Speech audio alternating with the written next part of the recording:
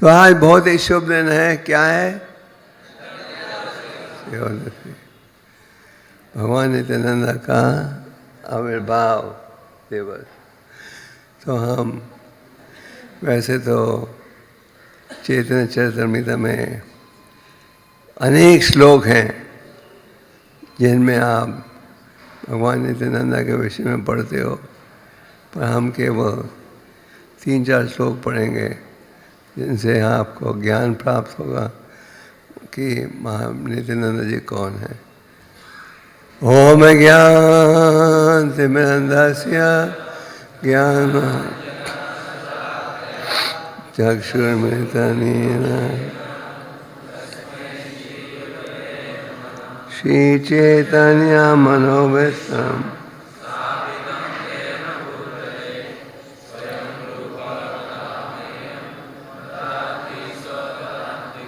जय श्री कृष्ण। ओके।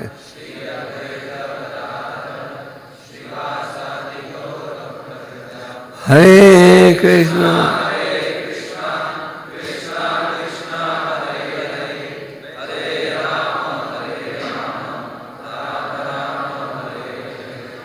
आप सब कई दिनों से प्रबोधानंद महाराज के द्वारा नित्यानंद कथा सुन रहे हो। आज आखिरी दिन है कि हो गया? आज आखिरी दिन। भगवान नित्यानंद की कथाएं और लीलाएं आप हजारों बार सुन सकते हो और थकोगे नहीं। तो सबसे पहले हम आदि लीला के 5वें अध्याय का एक श्लोक पढ़ेंगे जिसमें आपको नित्यानंद जी के परिचय, उनके विषय में ज्ञान प्राप्त होता है। श्री कृष्ण नवदीप श्री चैतन्य चंद्र श्री बलराम संगे श्री नित्यानंद। अच्छा बोलिए, श्री कृष्ण नवदीप श्री चैतन्य चंद्र श्री बलराम संगे श्री नित्यानंद। लिखा हुआ है कृष्ण नवदीप श्री चैतन्य चंद्र श्री बलराम संगे श्री नित्यानंद।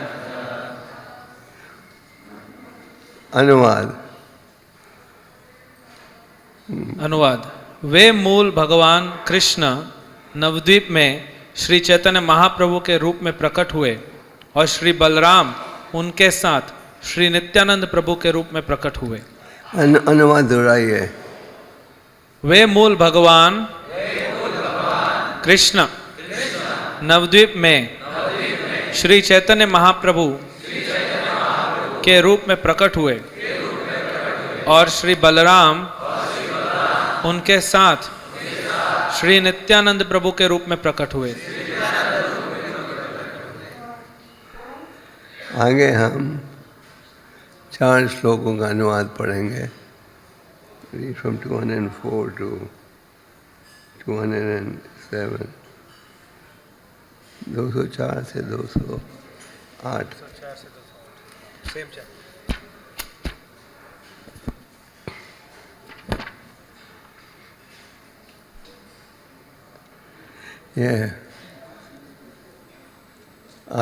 मेरे ख्याल से कईयों के पास स्मार्टफोन होगा। आपके स्मार्टफोन्स में चैतन्य चरितामृत भी है। किसने सोचा था कि एक दिन आएगा कि आप प्रभुपाद के ग्रंथों को जेब में उठा सकोगे? चैतन्य चरितामृत हमने तो नहीं सोचा था। तो जिनके पास स्मार्टफोन्स हैं आप खोल सकते हो। आदि अध्याय 5 श्लोक 204 से 208। अनुवाद 204। भगवान नित्यानंद प्रभु के चरणारविंदों की जय हो, क्योंकि मैंने उनकी कृपा से श्री राधा गोविंद को प्राप्त किया है। मैं जगाई तथा मधाई से भी अधिक पापी हूँ और मल के कीट से भी तुच्छ हूँ। जो भी मेरा नाम सुनता है उसके पुण्य कर्मों के फल नष्ट हो जाते हैं और जो मेरा नाम लेता है वह पापी बन जाता है। इस जगत में नित्यानंद के बिना मुझ जैसे घृणास्पद मनुष्य पर कौन अपनी दया प्रदर्शित कर सकता था, क्योंकि वे प्रेमावश में मत्त रहते हैं और कृपा के अवतार हैं, अतएव वे अच्छे बुरे में भेदभाव नहीं करते। भगवान नित्यानंद वो बालराम जी के अवतार माने जाते हैं और लक्ष्मण जी के अवतार माने जाते हैं। लक्ष्मण जी का एक ही भाव था, राम की सेवा। ना वो सोते थे रात को, उनके 24 घंटे ध्यान रहता था भगवान राम की सुरक्षा। उसी प्रकार भगवान नित्यानंद का भाव रहता था महाप्रभु की सेवा। और लक्ष्मण जी के अवतार हैं और बालराम जी के अवतार माने जाते हैं।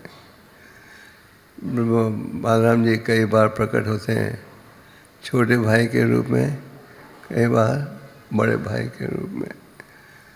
तो भगवान नित्यानंद, नित्यानंद, नित्य का अर्थ है सनातन, आनंद का अर्थ है आनंद। नरोत्तम दास ठाकुर और लोचन दास ठाकुर ने अपनी रचनाओं में ये स्थापित किया है कि चैतन्य महाप्रभु स्वयं भगवान है और नित्यानंद की शरण के बिना महाप्रभु की कृपा प्राप्त नहीं होती। नरोत्तम दास ठाकुर ने इस प्रसिद्ध भजन में कहा है, श्री कृष्ण चैतन्य प्रभु दया कर मोरे, तुमा बिना के दयालु जगत संसार है। महाप्रभु आप कृपा करके दया कीजिए मेरे पर, आपके अलावा आप सबसे दयालु हो। आप क्यों अवतारित हुए? पतित भगवान हेतु तव अवतारा, बहुत समा पतित प्रभु हाँ भाई मेरा। आप प्रकट हुए हो पृथ्वी पर पतितों का उद्धार करने के लिए, और सब पतितों में सबसे पतित कौन है? मैं हूँ। हाँ, नित्यानंद छोटी आयु में ही अपने मित्रों के साथ कृष्ण लीला, राम लीला की चर्चा करते रहते थे। भगवान नित्यानंद छोटी आयु में ही अपने मित्रों के साथ कृष्ण लीला करते थे। क्योंकि किस प्रकार पूतना राक्षसी का वध हुआ, किस प्रकार कृष्ण भगवान ने अनेक लीलाएं प्रकट की, किस प्रकार उन्होंने छोटी आयु से ही असुरों का वध आरंभ कर दिया था। आप जब भागवतम के 10वें स्कंद को पढ़ो तो 10वें स्कंद को पढ़ो तो देखते हो किस प्रकार भगवान ने छोटे आयु से ही असुरों का वध आरंभ कर दिया। पूतना राक्षसी, बकासुरा, अगासुरा, रेणुकासुरा, सबका वध बड़ी सरलता से हुआ।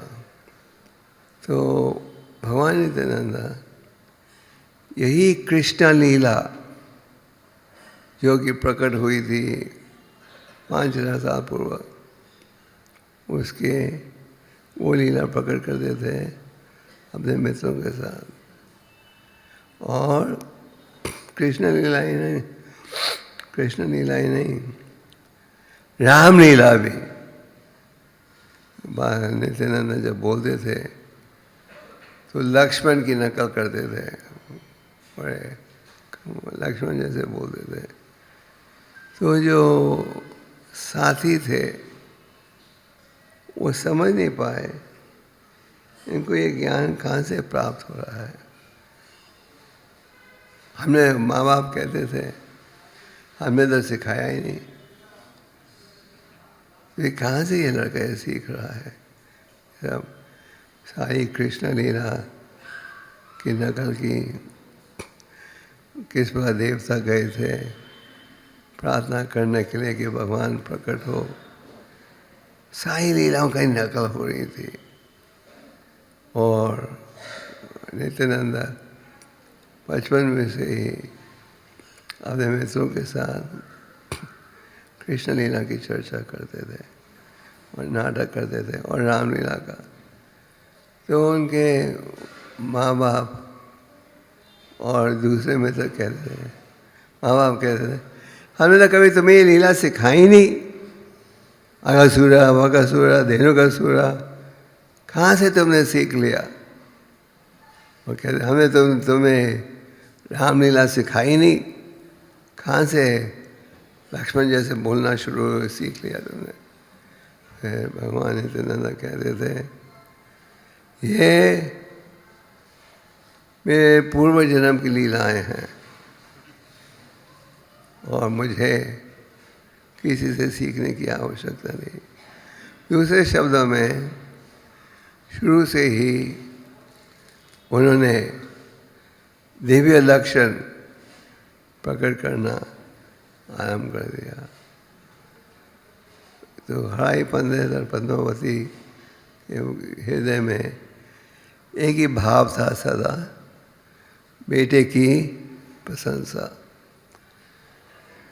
एक यात्री उनके घर में आया, लक्ष्मीपति सिरसा, और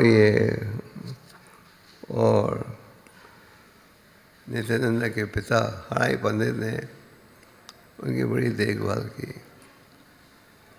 जैसे आप पढ़ते हो, प्रभुपाद के पिता घोरमोंडे बकायदा संतों की सेवा करते थे। तो हराई पंडित के घर में भी बकायदा संत आते थे, और एक संत आया जिसका नाम था लक्ष्मीपति तीर्था। हराई पंडित ने उनकी देखभाल की और कहा, मैं आपकी क्या सेवा कर सकता हूँ? आपके घर में कोई आए तो आप पूछते हो ना, हम आपकी क्या सेवा कर सकते हैं, बोलिए क्या सेवा। तो उसी प्रकार हराई पंडित ने अपने अतिथि का बड़ा सुंदर रूप से स्वागत किया और उन्होंने कहा कि मैं तुम्हें क्या सेवा कर सकता हूँ। यात्री ने कहा, मैं इस समय तीर्थ यात्रा कर रहा हूँ और मैं अकेले हूँ। अगर मुझे कोई साथी मिल जाए तो बहुत अच्छा होगा। इससे पहले हराई पंडित ने कह दिया था, मेरे घर में जो भी है सब तुम्हारा है, जो भी सुविधा है तुम्हारी है, मांगो मेरे से, क्या सेवा मैं आपकी कर सकता हूँ। तो यात्री ने कहा कि मैं यात्रा कर रहा हूँ, तीर्थ के स्थानों में जाता हूँ और अकेला जाना जरा कठिन है, मुझे एक सहयोगी की आवश्यकता है, और अगर आप अपने बेटे को भेज सको मेरे सेवक के रूप में तो बड़ा अच्छा होगा। तो जब हराई पंडित ने सुना कि यात्री कह रहा है उनका बेटा उनके साथ जाए, तो एक रूप से हराई पंडित शोक में आ गए तुरंत ही। मेरा बेटा जिसके दिन रात हम चर्चा करते हैं, वो मुझे छोड़कर जाएगा, ये तो ठीक नहीं होगा। और फिर उन्होंने कहा कि मैंने तो वचन दे दिया है, वचन दे दिया है हराई पंडित लक्ष्मी तीर्था को कि जो भी तुम मांगोगे मैं पूरा करूँगा, तब मैं पीछे नहीं हट सकता। पहले तो उन्होंने कह दिया जो मांगना है मांगो। उन्होंने सपना भी नहीं देखा था वो कहेगा अपने बेटे को दो। तो जैसे महाराज दशरथ ने वचन दिया था कैकेयी को, और कैकेयी ने जब कहा कि राम को वनवास भेजो। दशरथ तो शोक में आ गए थे, पर उन्होंने वचन दिया था जिसको वो टाल नहीं सके। तो इसी प्रकार राय पंडित ने जब सुना कि ये यात्री कह रहा है अपने प्रिय पुत्र को मेरे साथ भेजो मेरा सहयोग करने के लिए, तो उनके पिता शोक में थे। पिता ने पद्मावती से पूछा क्या करें। पद्मावती ने कहा कि आपने वचन दिया है तो पालन करें। तो भगवान नित्यानंद घर छोड़कर लक्ष्मीपति के साथ यात्रा करने लगे। भगवान नित्यानंद लगभग 12 साल बड़े थे चैतन्य महाप्रभु से। दूसरे शब्दों में महाप्रभु के प्रकट होने से 12 साल पहले प्रकट हो गए थे। तो फिर अगले 12 साल के लिए भगवान नित्यानंद और लक्ष्मीपति तीर्थ उन्होंने भारत के तीर्थों की यात्रा की। जैसे कि आप पढ़ते हो, अब कुरुक्षेत्र का युद्ध हो रहा था। बालराम की इच्छा नहीं थी इस युद्ध में लड़ने के लिए। और बालराम ने जब देखा कि कोई भी उनके आदेश का पालन करने को तैयार नहीं है, बालराम तीर्थों स्थानों की यात्रा करने लगे। तो इनकी इच्छा थी नित्यानंद की तीर्थ के स्थानों में जाने के लिए, और उनका उद्देश्य ये था कि जब महाप्रभु अपनी संकीर्तन आंदोलन को आरंभ करेंगे नवद्वीप में, जब वो उनसे जाके मिले। चैतन्य महाप्रभु स्वयं भगवान थे जो प्रकट हुए भक्त के रूप में। और महाप्रभु ने बचपन में अपने असली उद्देश्य को नहीं प्रकट किया। महाप्रभु ने नवद्वीप में संकीर्तन आरंभ किया, पर थोड़ी देर बाद तो भगवान नित्यानंद लक्ष्मीपति तीर्थ के साथ यात्रा उन्होंने शुरू कर दी थी तीर्थ के स्थानों की। और हो जाए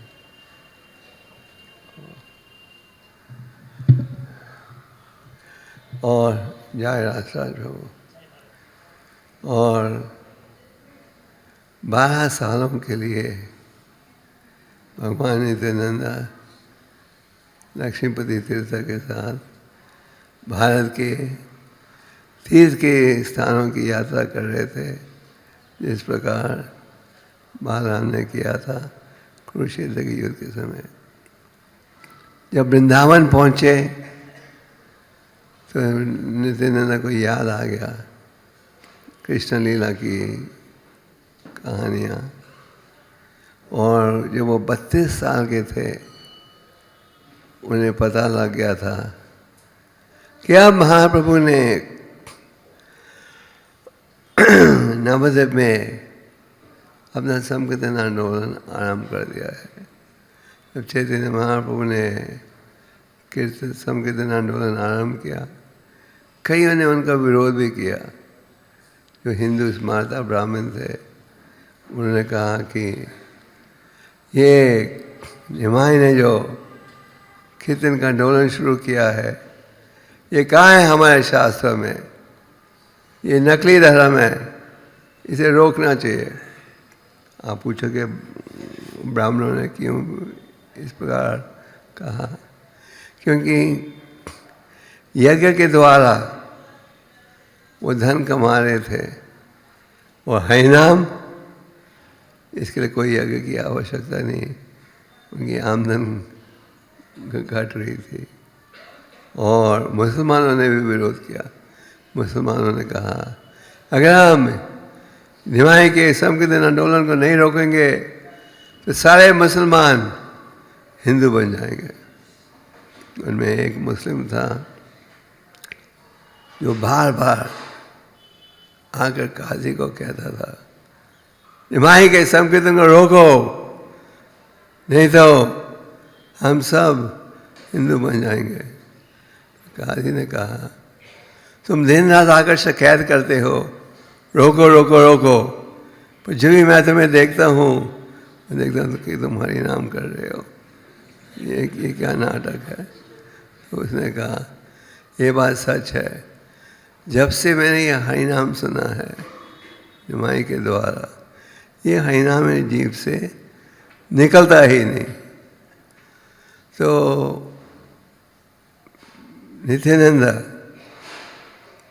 ब्रज की यात्रा, तीर्थ के स्थानों की यात्रा 12 साल की उन्होंने, और जब 32 साल के थे वो आए कहाँ, नवद्वीप में। और एक बड़े प्रसिद्ध भक्त थे नंदनाचार्य, उसके घर में रुके। नंदनाचार्य का जो घर था वृंदावन धाम जैसे था, और उसका नाम था यशोदियन। वो हमारे मायापुर मंदिर के बिल्कुल निकट में है। तो महाप्रभु को पता था महाप्रभु कौन है, स्वयं भगवान है। महाप्रभु को पता था अब नित्यानंद पहुंच गए हैं नवद्वीप में, तो उन्होंने अपने 2 साथियों को भेजा, जाओ घर घर। 2 साथी कौन थे, श्रीवास और हरिदास।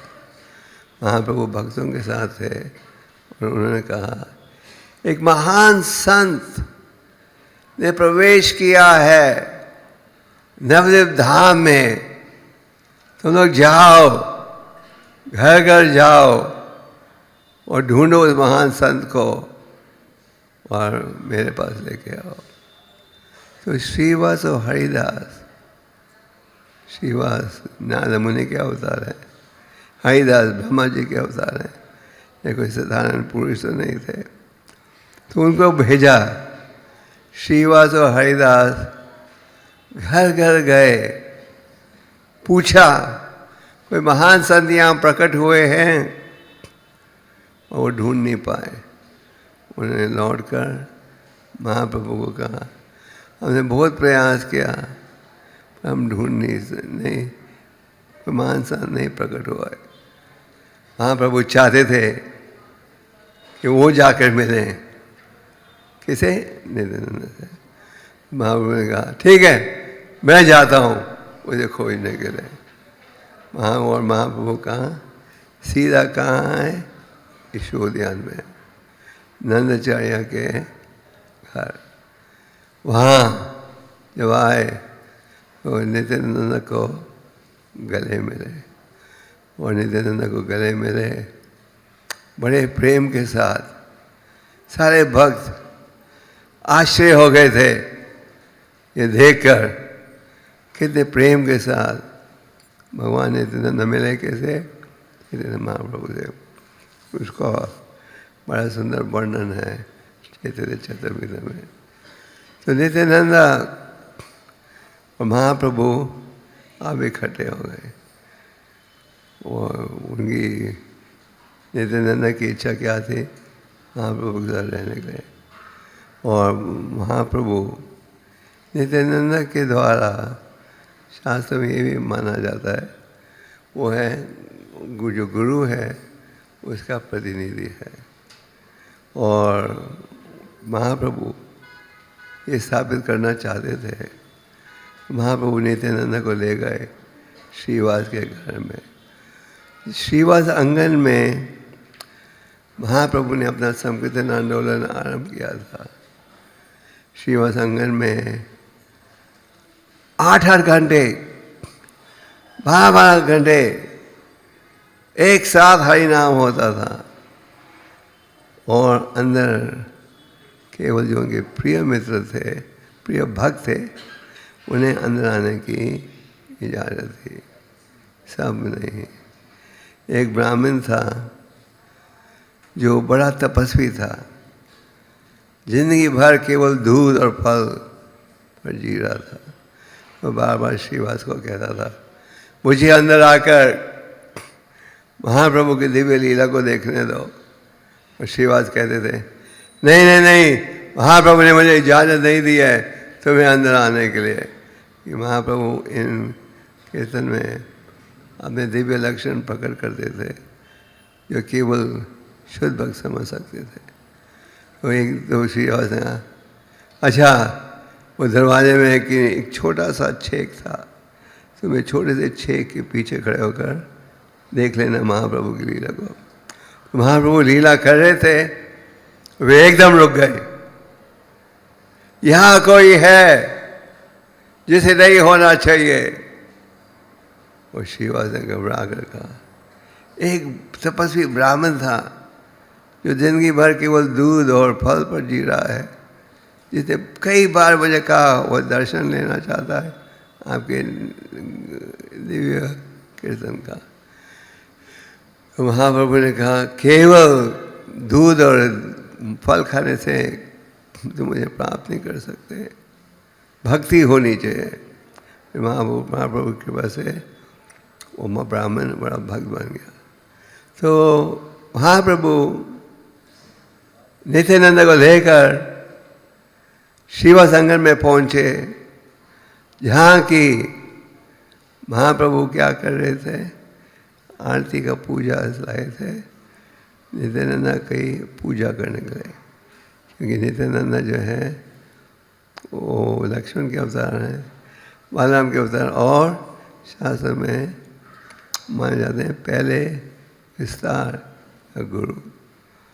महाप्रभु नित्यानंद की पूजा करने लगे थे, पर नित्यानंद ने वही सामग्री लेकर महाप्रभु की पूजा कर दी। नित्यानंद के मन में एक ही भाव था, भगवान की सेवा। अद्वैत आचार्य उन्होंने प्रार्थना, महाविष्णु के अवतार हैं और कुछ दिन पहले उनका आविर्भाव तिथि हुई थी।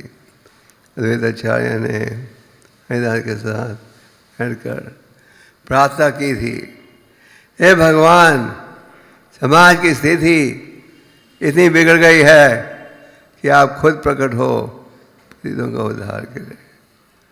अद्वैत आचार्य हालांकि महाविष्णु के अवतार हैं, वो दिन रात क्या करते थे, महाप्रभु की सेवा। अद्वैत आचार्य को पसंद नहीं आता था महाप्रभु ने इतना आदर दे रहे हैं। अद्वैत आचार्य ने मायावादी सिद्धांत का प्रचार शुरू कर दिया। तो महाप्रभु को सूचना पहुंची, अद्वैत आचार्य ये प्रचार कर रहा है हम सब भगवान हैं, हम तुम भगवान, हम भगवान, सब भगवान। तो भगवान ने नित्यानंद से पूछा, ये सच है क्या? अद्वैत आचार्य मायावादी सिद्धांत का प्रचार कर रहा है। नित्यानंद ने कहा, मैंने भी ऐसे ही सुना है। महाप्रभु बड़े गुस्से होकर अपने पाँव को अद्वैत आचार्य के ऊपर रखा। अद्वैत आचार्य ने जब देखा कि महाप्रभु ने डांट रहे हैं, अपने पाँव को रख रहे हैं उनके पीठ में, उन्होंने कहा, बहुत बहुत शुक्रिया, ये नाटक किया था मैंने आपसे डाल दिलवाने के लिए। क्योंकि अद्वैत महाप्रभु अद्वैत आचार्य को इतना आदर दे रहे थे, अद्वैत आचार्य कहते नहीं, आप वो भगवान। तो उसी प्रकार भगवान नित्यानंद जो थे वो उन्हें पता था महाप्रभु भगवान है। तो महाप्रभु ले गए नित्यानंद को शिवा संगम में उनकी गुरु पूजा करने के लिए, और श्रीवास ने और नित्यानंद ने वही सामग्री लेकर महाप्रभु की पूजा कर दी। तो चैतन्य महाप्रभु नित्यानंद प्रकट हुए हैं पतितों का उद्धार के लिए, और इस कलयुग में हम सब पतित हैं। भक्ति का खजाना भक्ति का ज्ञान खजाने में बंद था। पर नित्यानंद और हरिदास ने क्या किया? नित्यानंद और चैतन्य महाप्रभु ने ताला तोड़कर बिना भेदभाव के इसकी प्रचार किया। तो जब चैतन्य महाप्रभु ने उन्हें प्रचार का आंदोलन आरंभ किया तो उस समय भी पतित व्यक्ति थे। ये नहीं कि पतित व्यक्ति केवल आज हैं। जैसे महाप्रभु ने, तो एक दिन महाप्रभु ने हरिदास और भगवान नित्यानंद को बुलाया और उन्होंने कहा, घर घर जाओ और लोगों को कहो, क्या बोलो कृष्णा, भाजो कृष्णा, करो कृष्ण शिक्षा। कृष्णा का नाम लो, उसकी उपासना करो, उसकी शिक्षा को अपनाओ। तो महाप्रभु के आदेश पर हरिदास और नित्यानंद ने प्रचार करना आरंभ कर दिया। ये बड़ी प्रसिद्ध लीला है, आप लाखों बार सुन बैठे हो, पर इस लीला की चर्चा के बिना नित्यानंद जी के अनेक गुणों को आप समझ नहीं पाओगे। तो महाप्रभु के आदेश के अनुसार नित्यानंद और हरिदास ठाकुर ने घर घर जाकर प्रचार आरंभ कर दिया। कई स्थानों में वो गए, लोगों ने बड़े आदर से स्वागत किया। कहा, संत महात्मा आ गए हैं, बोलो क्या है तुम्हारा आदेश हमारे लिए? वो कहते थे, कृष्ण का नाम लो, कृष्ण की पूजा करो। वो कहते थे, बहुत बहुत शुक्रिया, हम इस संदेश का पालन जरूर करेंगे। कई स्थानों में वो गए, लोगों ने दरवाजा भी नहीं खोला, देख लेते थे कौन है और कहते थे, हमने जब प्रयास किया था तुम्हारे कीर्तन मंडली में उपस्थित होने के लिए, तुमने हमें रोक दिया और अब हम तुम्हें अंदर आने नहीं देंगे। और निमाई तो पागल हो गया है, और तुम्हें भेज रहे हमें पागल बनाने के लिए। कई स्थानों में वो गए, लोगों ने कहा, ये तो सन्यासी थोड़ी हैं, ये तो ढोंगी सन्यासी हैं, यहाँ हैं सन्यासी के कपड़ों में, पर ये देखना चाहते हैं हमारे घर में क्या है, फिर बाद में आएंगे चुराने के लिए। तो जब नित्यानंद हरिदास ये सुनते थे तो आश्चर्यचकित हो जाते थे। मैं भक्तों को याद दिलाता हूँ कि नित्यानंद हरिदास ने भी जब प्रचार शुरू किया, यही नहीं कि सब ने उनका साथ दिया, कईयों ने दिया, कईयों ने विरोध किया। उसी प्रकार जब आप प्रचार करते हो, आज के भक्त प्रचार में जाते हैं, क्या अनुभव करते हो? वही अनुभव जो हरिदास नित्यानंद ने अनुभव किया। कई आपका स्वागत करते हैं, हाँ स्वामी जी आ गए, बोलो क्या है आदेश। कई आपको गाली देते हैं, क्या है इसके अलावा और कोई काम धंधा नहीं है क्या? और कई कहते हैं, जाओ फैक्ट्री में काम करो, क्या किताब बेचते हो बार बार। तो नित्यानंद हरिदास का भी इसी प्रकार से व्यवहार किया था। पर नित्यानंद हरिदास को पता था कि चैतन्य महाप्रभु स्वयं भगवान है। तो वो सोच रहे थे, और भगवान हैं वो प्रकट हुए हैं पतितों के उद्धार के लिए। तो नित्यानंद हरिदास सोच रहे थे, अगर हम इस शहर के सबसे पतितों का उद्धार कर दें तो महाप्रभु की महिमा बहुत बढ़ जाएगी। तो उन्हें लोगों से पूछा, इस शहर में सबसे पतित कौन है जो बुरी आदत में, बुरी संगत है? तो लोगों ने कहा यहाँ दो भाई हैं जिनका जन्म हुआ था ब्राह्मण खानदान में, पर हर प्रकार की बुरी आदत है। उनका खानदान का बड़ा ऊंचा नाम है, पूरे खानदान में कोई ऐसा व्यक्ति नहीं है जिसके वो थोड़ा भी कलंक हो। पर ये दो भाई इतने बुरे निकले कि माँ बाप ने उन्हें घर से निकाल दिया, कहा तुम अब तुम्हारे सदस्य नहीं हो। तो फिर हरिदास और नित्यानंद ने देखा, हाँ ये दो भाई, ये लोग एक दूसरे के बाल खींच रहे हैं, शराब में हैं। जब वो कीर्तन सुनते थे तो नाचने लग जाते थे। तो लोगों से उन्होंने सलाह की इन दो भाइयों का उद्धार करें।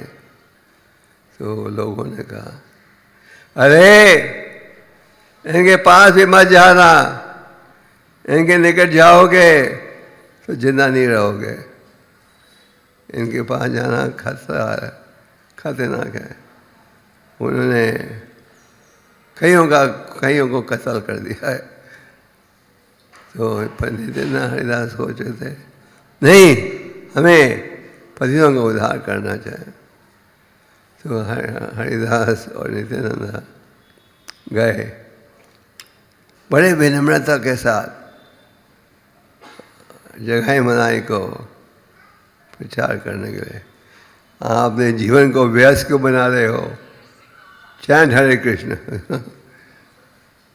तो जब जगाई मनाई ने देखा कि ये हमें उपदेश देने आया है, सिखाने आया है, उन्होंने कहा तुम्हारी ये है बस, हमारे सामने कोई आता नहीं है, तुम हमें शिक्षा दे रहे हो। उन्हें क्या करने के लिए आए, वो मारने के लिए आए। जब उन्हें देखा तो दोनों भागे, तेजी के साथ भागे। जहाँ जगाई मनाई क्योंकि इतनी शराब पीते थे तो उनको पकड़ नहीं पाए। और जब दोनों भाग रहे थे, नित्यानंद ने कहा, हरिदास तुम्हें तो पीटा गया था 22 बाजारों में।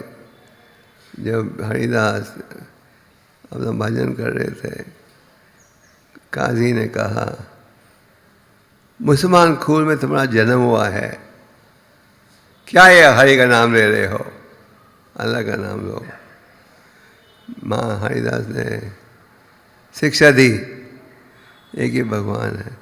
तो हरिदास को 22 बाजारों में घसीट कर पीट रहे थे काजी के प्रतिनिधि, लगातार पीटते गए।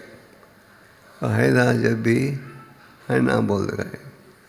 अभ्यास ये था कि जब तक पीटने वाले दूसरे या तीसरे बाजार में पहुँचते थे, आदमी मर जाता था। पर महाप्रभु ने हरिदास की पूरी सुरक्षा की और 22 बाजारों तक घसीटा उन्हें। पीटते गए। हरिदास के पूरे शरीर में कोई निशाना नहीं था, कोई दाग नहीं था। और हरिदास क्या सोच रहे थे, मुझे 22 बाजारों में घसीटा है और अभी तक कुछ नहीं हुआ। जो मुझे पीट रहे हैं उनको काजी जिंदा नहीं छोड़ेंगे। तो उनकी सुरक्षा का सोचते हुए क्या किया, हरिदास ने ऐसा व्यवहार किया जैसे उनकी मृत्यु हो गई है। तो जो पीट रहे थे बड़े खुश हुए, काजी को संदेश दिया, अब हरिदास की मृत्यु हो गई है। तो अब उनके अंतिम संस्कार होने चाहिए। काजी ने कहा, इसको मुसलमान रीतियों का संस्कार नहीं देना चाहिए, ये तो महापापी था। मुसलमान होते हुए इतने ऊंचे धर्म में जन्म लेते हुए ढोंगी धर्म का पालन किया, फेंक दो इसे गंगा में। हम मुसलमान रीतियों के द्वारा उनका अंतिम संस्कार नहीं करेंगे। हरिदास को उन्होंने फेंक दिया। हरिदास तैर कर दूसरी तरफ आ गए और भजन शुरू कर दिया। जब राजा को सूचना पहुंची कि यही हरिदास जैसे 22 बाजारों में पीटा था और फिर कहा कि मर गया है आज जिंदा है, परिणाम कर रहा है, वो समझ गए ये कोई महान संत है, उनसे माफी मांगी। तो नित्यानंदा ने उस लीला का स्मरण किया। तो जब जगाई में जब नित्यानंद और हरिदास पहुँचे भगवान के पास, चैतन्य महाप्रभु ने हरिदास और नित्यानंद को कहा जाओ रोज घर घर प्रचार करने के लिए और शाम को लौटकर मुझे सूचना दो कितने लोगों को जोड़ा है। तो जैसे प्रभुपाद के समय भी प्रभुपाद पूछते थे तो आज क्या प्रचार हुआ, कितने लोगों को जोड़ा। तो और आप देखते हो इस्कॉन मंदिर में हम रोज सुबह पढ़ते हैं पिछले दिन क्या प्रचार की सेवा थी। तो चैतन्य महाप्रभु ने हरिदास को कहा जाओ और मुझे रोज शाम को आके बोलो क्या प्रचार किया। तो जब महाप्रभु ने सुना कि इस प्रकार इन दो भाइयों ने इनसे संबंध किस प्रकार उन्होंने ये अपराध किया, तो महाप्रभु ने कहा फिर से जाओ वापस। और जब वो वापस लौटे और मदाई ने देखा ओ फिर से आ गए ये लोग, ये हिम्मत, हमें तो भगा दिया था इन्हें। उन्होंने क्या किया, पत्थर उठाकर माथे पे मारा, खून बहने लगा। और मदाई एक और पत्थर फेंकने वाले थे पर जगाई ने रोक दिया। जगाई कहा नहीं क्या है, देखो खून बह रहा है, तुम दूसरा पत्थर क्यों फेंकना चाहते हो। जगाई ने रोक दिया। जब महाप्रभु वहाँ पहुँचे अपने सुदर्शन चक्र के द्वारा इनका वध करना चाहते थे मदाई का, नित्यानंद ने क्या कहा रोकिए, ये एक उदाहरण है कलियुग की प्रजा लगभग इस प्रकार की है। और जब मदाई ने देखा कि इतना अत्याचार किया, जब भी नित्यानंद इस प्रकार बोल रहे हैं और भगवान ने जगाई का भार प्रकट किया, क्योंकि जगाई ने क्या किया था, मदाई को दूसरे पत्थर फेंकने से रोक दिया था। तो भगवान प्रसन्न थे जगाई से। फिर मदाई ने जब देखा नित्यानंद का व्यवहार, उन्होंने क्या किया, तुरंत प्रणाम किया और ये स्वीकार किया, ये विनती की कि मुझे माफ़ कर दो, मुझे कोई आदेश दो। हाँ प्रभु ने कहा वहाँ एक घाट है जहाँ की तीर्थ यात्री आते हैं उस घाट में स्नान करने के लिए, और मदाई को सेवा दी गई, वो घाट साफ करो। उन्होंने ये एक स्वीकार किया क्या 1,00,000 बार दिन में जाप करने के लिए। तो महाप्रभु ने देखा कि दोनों शरणागत हो रहे हैं, महाप्रभु ने कहा मैं तुम्हारे पापों को ले लूँगा अपने ऊपर अगर तुम ये प्रकार फिर से नहीं करो। तो महाप्रभु का शरीर जो कि सुनार के रंग का था वो क्या बन गया, काले रंग का। और चित्रगुप्त जो यमराज के सहयोगी हैं, जो वो हिसाब किताब कर रहे थे मदाई और जगाई ने कितने पाप किए, जब उन्होंने देखा तो बेहोश हो गए। इतने पाप किए थे उनको वो गिनती भी नहीं कर सके। तो श्रील प्रभुपाद जब पश्चिम देशों में गए, जब प्रभुपाद जी ने प्रचार शुरू किया, तो लगभग पूरी प्रजा जिनको प्रभुपाद जी मिले जगाई मदाई के समान थे। हर प्रकार के बुरी आदतें। जब महाप्रभु झारखंड जंगल से गुजर रहे थे तो उन्होंने पशुओं के द्वारा भी हरिनाम किया। हाथी, शेर, टाइगर, डियर सब हरिनाम करते गए। तो इसलिए प्रभुपाद भी जब विदेश में गए और उन्होंने प्रचार शुरू किया तो जो भक्त थे लगभग जगाई मनाई जैसे थे। आज की प्रजा जगाई मनाई जैसे, पर प्रभुपाद जी ने सबका उद्धार किया। किस माध्यम से? हरिनाम के द्वारा। पिछले हफ्ते हमारे प्रधानमंत्री, मुझे एक मेरे असिस्टेंट ने बताया, हमारे प्रधानमंत्री उस बंगाल के इलाके में एक लेक्चर दे रहे थे। उन्होंने अपने लेक्चर में कहा, हमारी पार्टी को वोट दोगे तो इन सब जगह हिम्मत है, इसका मैं उद्धार कर दूंगा।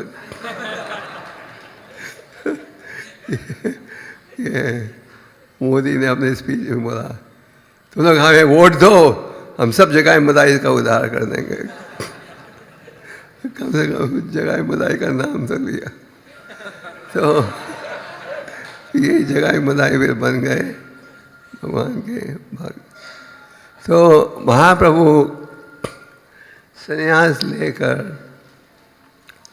जा रहे थे जगन्नाथपुरी मंदिर की ओर, और महाप्रभु शिव जी के मंदिर का दर्शन लेना चाहते थे। तो उन्होंने अपना संन्यास दंड नित्यानंद जी को दिया संभालने के लिए और कहा, मैं स्नान करके आता हूँ, डंडा को पकड़ के रखो। और नित्यानंद ने क्या किया, डंडे को 3 भागों में तोड़ दिया और दरिया में फेंक दिया। जब महाप्रभु आए उन्होंने कहा, खाए मेरा डंडा। उन्होंने कहा, मैंने तोड़कर फेंक दिया उस नदी में। और महाप्रभु गुस्से हुए, बताया जैसे वो भी गुस्से हुए। महाप्रभु ने, नित्यानंद ने डंडा क्यों फेंका? उन्होंने एक तो सोचा, महाप्रभु स्वयं भगवान है, उन्हें इन नियमों की देखभाल करने की कोई आवश्यकता नहीं, वो तो भगवान है। फिर दूसरा कारण था, ये संन्यास लिया था उन्होंने मायावादी से, गुरु से। तो जो मायावादी हैं वो एक डंडा उठाते हैं, हम और भगवान एक ही हैं, ये उनका सिद्धांत। और जो वैष्णव हैं सन्यासी, वो क्या उठाते हैं? त्रिदंडा। त्रिदंडा मतलब कि मन, बुद्धि, इंद्रियों के द्वारा हम इन पर वश रखते हैं भगवान की सेवा करने के लिए। तो ये था दूसरा कारण। दूसरा कारण ये था कि महाप्रभु ने संन्यास लिया, एक डंडा है, एक डंडा शोभा नहीं देता, त्रिदंडा होना चाहिए, उन्होंने तोड़ दिया। एक और कारण था, महाप्रभु चाहते थे कि ऐसी कोई घटना बीते जिसके द्वारा वो क्रोधित होकर वो तुरंत वो जगन्नाथ जी का दर्शन लेना चाहते थे, वो अकेले में लेना चाहते थे। तो जब उन नित्यानंद ने डंडा तोड़ दिया तो भगवान ने देखा डंडा 3 भागों में तोड़ दिया, नदी में फेंक दिया है। तो महाप्रभु ने क्रोध प्रकट किया। महाप्रभु तेजी से आगे गए जगन्नाथ जी का दर्शन लेने के लिए। तो नित्यानंद जी को तो हमेशा पता था चैतन्य महाप्रभु कौन है, स्वयं भगवान है। भगवान नित्यानंद रघुनाथ दास से मिले। रघुनाथ दास उस समय के सबसे धनी खानदान के इकलौते पुत्र थे। तो नित्यानंद ने रघुनाथ दास को क्या कहा? उन्होंने पानी हाथी उत्सव शुरू किया। कहा कि तुम्हारा जो धन है इधर से क्या करो, सारे ब्रिजवासी सारे वैष्णव को क्या क्या के खिलाओ, चूड़ा और दही। तो रघुनाथ दास ने भगवान नित्यानंद के कहने पर चूड़ा और दही का उत्सव किया, इसमें हजारों लोग आए खाने के लिए, और सारे ब्राह्मणों को उन्होंने क्या किया, चूड़ा और दही का उत्सव करवाया। ये पानी हाथी उत्सव जो इस्कॉन के कई मंदिरों में मनाया जाता है, ये शुरू हुआ था नित्यानंद जी की प्रेरणा से। एक और ब्राह्मण था जो कि था ब्राह्मण, था चोर लगता है उन दिनों में काफ़ी ब्राह्मण चोर थे। तो ये जो ब्राह्मण था, समाज में तो उसका व्यवहार था ब्राह्मण का, पर था डाकू, चोर भी नहीं डाकू था। तो नित्यानंद भगवान तो अवधूत थे, और वो अपने आप को, उनका शरीर जो था पूरा सजा हुआ था गहनों के साथ। तो इस अवधूत इस चोर ने देखा इतने महंगे गहने ये अवधूत खाना पहन रहा है, तो उसने अपने साथियों को बुलाया, देखो छोटी छोटी चोरी के दिन समाप्त हो जाएंगे जल्द। ये अवधूत के शरीर में इतने महंगे गहने हैं कि अगर हम किसी प्रकार से चोरी कर लें इन गहनों को, तो हम सब रिटायर हो सकते हैं चोरी के धंधे से। छोटी छोटी चोरी करने की आवश्यकता नहीं रहेगी। तो सब चोरों ने कहा ये तो अच्छा इरादा है, और उन्होंने ये चर्चा की, अच्छा अवधूत की चूड़ियाँ मैं लूँगा, हार मैं लूँगा। तो उन्होंने इस प्रकार की योजना बना ली कि क्या किसको मिलेगा। तो ये जो ब्राह्मण था, इनका गुरु, वो नित्यानंद के साथ घूम रहा था कई दिन, उनके आचरण को देखने के लिए, क्या करता है, कैसे। जैसे चोर भी जब चोरी करने आते हैं पहले स्टडी करते हैं, कब साहब घर के बाहर जाएंगे, होगा जब ढाका हुआ। तो चोर ने कहा चलो फिर आज रात को हम जाएंगे। भगवान नित्यानंद रह रहे थे एक धनी व्यक्ति के घर में, जिसका नाम था हड़ाई। तो चोरी तैयार थे डाका मारने के लिए, पर उनका भाव था नित्यानंद सो जाए, जब अंधेरा होगा जब हम जाएंगे।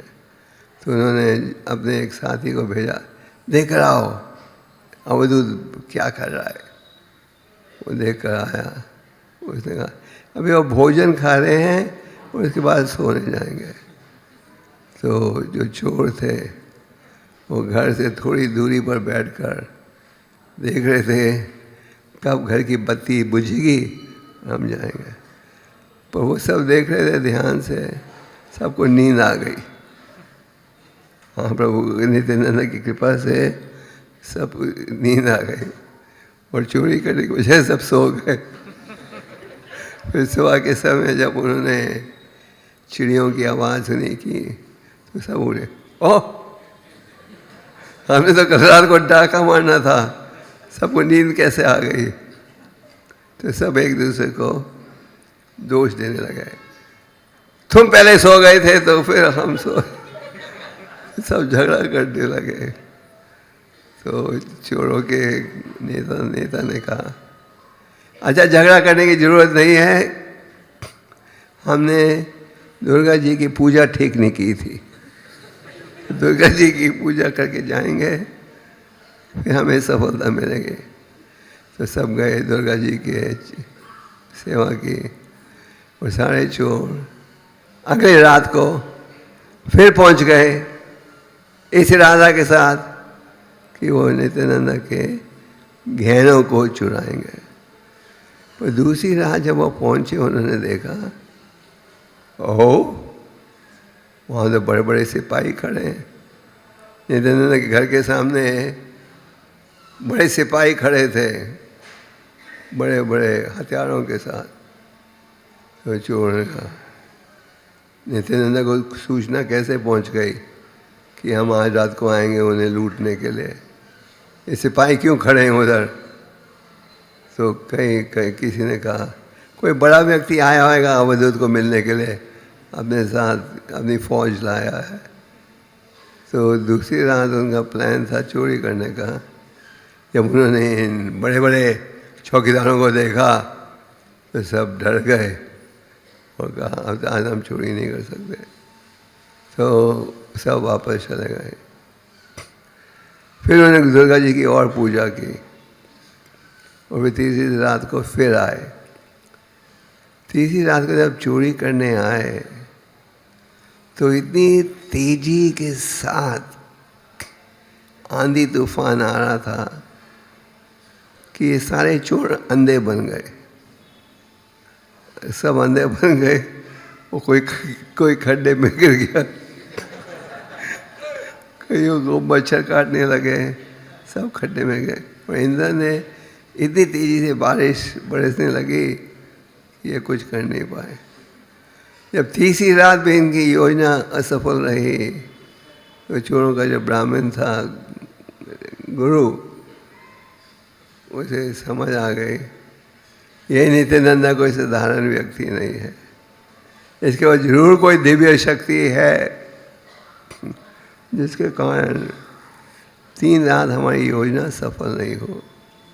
तो अगले दिन ये चोरों का गुरु भगवान नित्यानंद के पास गए और उन्होंने नित्यानंद से कहा, मैं हूँ ब्राह्मण नाम का, तो मेरा धंधा है चोरी करना और मैं अपने साथियों के साथ तुम्हारे गहनों को चोरी करने वाला था। पहली रात जब हम गए चोरी करने के लिए, हमने आपके डाका मारना था, हमें नींद आ गई। दूसरी रात जब हम गए आपके घर में चोरी करने के लिए तो हमें बड़े बड़े सिपाही दिखे जिन्हें देखकर हम डर गए।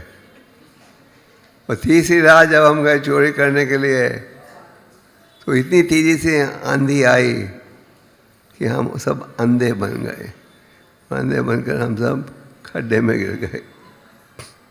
तो हमने अपराध किया है, हम आपके शरणागत होना चाहते हैं, हमें माफ़ कर दो। तो जब उन्होंने माफ़ी मांगी, नित्यानंद ने कहा, मैं तुम्हारे सब पापों को स्वीकार करने को तैयार हूँ, पर एक शर्त पर, तुम फिर से पाप करना बंद कर दो। तो फिर सब चोर क्या बन गए? क्या बन गए? सब भक्त बन गए। भगवान नित्यानंद बड़े दयालु हैं और उनकी कृपा से असली सफलता प्राप्त हो सकती है। प्रभुपाद जी ने नित्यानंद जी के आविर्भाव तिथि के दिवस में ये एक भजन गाया था जिसकी रचना लोचनदास ठाकुर ने की है। लोचनदास ठाकुर और भगवान नरोत्तम, लोचनदास ठाकुर और नरोत्तम दास ने अपनी रचनाओं में यही स्वीकार किया क्या चैतन्य महाप्रभु कौन है? भगवान है और भगवान नित्यानंद कौन है? उनके साथी। तो प्रभुपाद जी ने नित्यानंद त्रयोदशी के दिन पर ये भजन गाकर इसकी व्याख्या दी। परम करुणा बहुत हुई जाना ताय गौरचंद्र, सब तारा सारा शिरोमणि केवल आनंद कंद। कहते हैं आप अत्यंत दयालु हो, छोड़ना का मतलब क्या होता है? आप जो अत्यंत दयालु हो और निताई और गौरचंद्र दोनों ही दयालु हो, सब अवतारों में आप ही हो सबसे दयालु, और आपकी शरण केवल आनंद कांदा, मतलब कि आपकी शरण जो लेगा वो क्या अनुभव करेगा? आनंद ही आनंद। तो आपको असली आनंद चाहिए तो ये है मार्ग, ये है कलियुग का उपाय। करे दो से राजन अस्य का महागुना कीर्तन देव कृष्ण से मुक्त संगा से परम जात। कलियुग में दोष ही दोष है, और चैतन्य महाप्रभु और भगवान नित्यानंद प्रकट हुए किस लिए? परितों के उद्धार के लिए। इसके लिए सारे इस्कॉन मंदिरों में हम गौणताई की पूजा करते हैं। चैतन्य महाप्रभु नित्यानंद बाजो बाजो भाई चैतन्य निताई सदा विश्वास कोरी विषयाचार्य से रास माजे। ओके, बोलो हरि हरि। हे मेरे भाई, चैतन्य महाप्रभु और नित्यानंद का गुणगान करो, और अगर आप महाप्रभु की शरण लेना चाहते हो, अगर आप नित्यानंद की शरण लेना चाहते हो, विषयाचार्य, ये जो भौतिक आकर्षण है वो हमें त्यागना पड़ेगा। केवल हम कहते हैं गुरु जी दया करो, तो प्रभा जी ने कहा गुरु साधु शास्त्र आपको उपाय दे सकता है, पर उपाय का पालन करोगे तो फिर लाभ मिलेगा। जैसे कि एक कुएं के नीचे आदमी गिर गया है, तो आप रस्सी नीचे फेंक सकते हो, पर अगर वो व्यक्ति रस्सी को पकड़ेगा नहीं तो ऊपर कैसे आएगा? तो चैतन्य महाप्रभु नित्यानंद ने हमें उपाय दिया है, विषयाचार्य। अगर हम उनकी शरण लें तो जो विषय, जो भौतिक आकर्षण है, जो भौतिक कार्य है, उसे हमें बचना चाहिए। ये नहीं महाप्रभु नित्यानंद इतने दयालु हैं, हमारे गलत काम करते जाएं। विषयाचार्य, हृदय को हमने शुद्ध बनाना है। देखो अरे भाई एक नाय दयाला जाता है, पाशु पाके जुड़े है पाशा न विदारे सुनी जरा गुना कदम। आपने पशुओं का भी उदाहरण किया। जब चैतन्य महाप्रभु झारखंड जंगल से जा रहे थे, उन्होंने पशुओं को नचवाया और भक्त बनाया। तो आप जो हो पशु प्रकार की बुद्धि के लोगों को भी का उद्धार कर सकते हो। और प्रभुपाद ने क्या किया? यही किया, पशु प्रकार की बुद्धि के लोगों का उद्धार किया। प्रभुपाद कहते थे लोगों को कृष्ण भक्ति में जोड़ना इतना आसान काम नहीं है, क्योंकि विषय भौतिक आकर्षण इतना गहरा है। प्रभुपाद ने एक समय उदाहरण दिया, अगर आपने घोड़े को दवाई खिलानी है तो पता 6 आदमियों की आवश्यकता रहती है। हमने कभी सोचा है? घोड़े को अगर आपने दवाई खिलानी है, 4 तो आदमी चाहिए आपको, एक आदमी उसका एक पैर को पकड़े, घोड़ा नहीं तो पाँव से मारेगा। 4 आदमी तो 4 पैरों को पकड़ते हैं, 5वां आदमी मुंह को पकड़ता है और 6ठा आदमी मुंह में दवाई डालता है। तो एक घोड़े को दवाई देने के लिए 6 आदमियों की ज़रूरत है। साधारण मनुष्य के लिए तो एक आदमी चलेगा। तो प्रभुपाद जी ने उदाहरण दिया ये कहने के लिए कि आज कलियुग में लोगों को कृष्ण भक्त बनाना बहुत कठिन है, इतना खून जाता है, पर हमें करना है। तो चैतन्य महाप्रभु और नित्यानंद वो प्रकट हुए किस लिए? इसीलिए कि लोगों का उद्धार हो। उन्हें सब अवतारों में सबसे दयालु अवतार माना जाता है। तो भगवान नित्यानंद स्वयं भगवान है, भाराम जी के अवतार हैं, लक्ष्मण जी के अवतार हैं, और चैतन्य महाप्रभु नित्यानंद दोनों प्रकट हुए थे पतितों का उद्धार करने के लिए। हमें आज के शुभ अवसर पर क्या करना चाहिए? भगवान नित्यानंद के शरणागत होकर उनसे ये प्रार्थना करनी चाहिए कि हमारे हृदय की मैल दूर हो जाए। और नित्यानंद स्पष्ट कह रहे हैं, विषया भौतिक आकर्षण त्यागोगे तो असली कृष्ण प्रेम प्राप्त होगा। तो चैतन्य महाप्रभु नित्यानंद की कृपा से प्रभुपाद जी ने हमें शुभ संदेश दिया है, और सारे विश्व में लोग आज भगवान नित्यानंद की उपासना कर रहे हैं।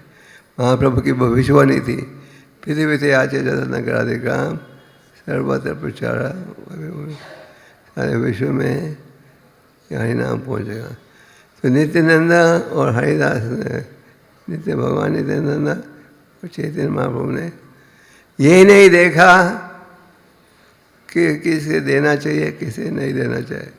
जैसे जो श्लोक हमने आपको पढ़ा उसमें क्या कहा था कि चाहे उन्होंने ये नहीं देखा कौन कि उन्होंने सबको बिना भेदभाव के हरि नाम का परिचय करवाया। जैसे बारिश जब बरसती है, सागर में भी बरसती है, पृथ्वी पर भी। तो भगवान चैतन्य महाप्रभु नित्यानंद अत्यंत दयालु हैं, बिना भेदभाव के उन्होंने हरि नाम का प्रचार किया है। तो हमें ये स्वीकार करना चाहिए और आगे प्रचार करना चाहिए। महाप्रभु ने क्या कहा? जाने ताको ताको, ये होना चाहिए हमारा भाव। हरे कृष्णा।